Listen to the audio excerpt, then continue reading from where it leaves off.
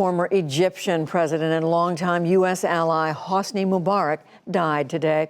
Foreign Affairs correspondent Nick Schifrin reports his passing came almost a decade after he was ousted from power in the Arab Spring uprising. In January 2011, the edifice of Hosni Mubarak's Egypt crumbled. He'd been called a modern-day pharaoh, but the millions who filled Cairo's Tahrir Square exposed a country weakened by decades of his corruption and cronyism. And the following month, many Egyptians celebrated his fall as the birth of democracy.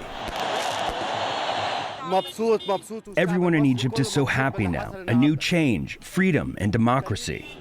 But like much of the Arab Spring, elation preceded oppression. A democratically elected president was overthrown in a coup by former army chief and today's president, Abdel Fattah el-Sisi. Mubarak outlived the revolution that overthrew him, but was only seen in court. And while he was humbled, to the end, he was defiant. He rose to power in the Air Force and became vice president to Anwar Sadat, taking over after Sadat's 1981 assassination.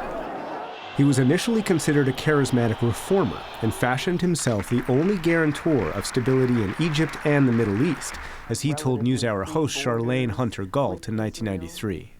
The stability of this part of the world cannot be maintained without Egypt. I don't think that it will be in the interest of the West or the United States that Egypt be unstable. But Mubarak's stability was autocracy. He jailed political opponents without trial, and his police committed widespread torture. Poverty increased, and the availability of bread plummeted. And when that deprivation combined with corruption to spark the 2011 protests, his security forces killed hundreds of demonstrators. In 2012, Mubarak defended himself from his sickbed. He was sentenced to life in prison, but successfully appealed.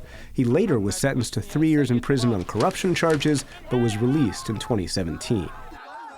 He died today in this hospital, remembered most not for his autocratic rule, but for the protests that ended it. For the PBS NewsHour, I'm Nick Schifrin. Hosni Mubarak was 91 years old.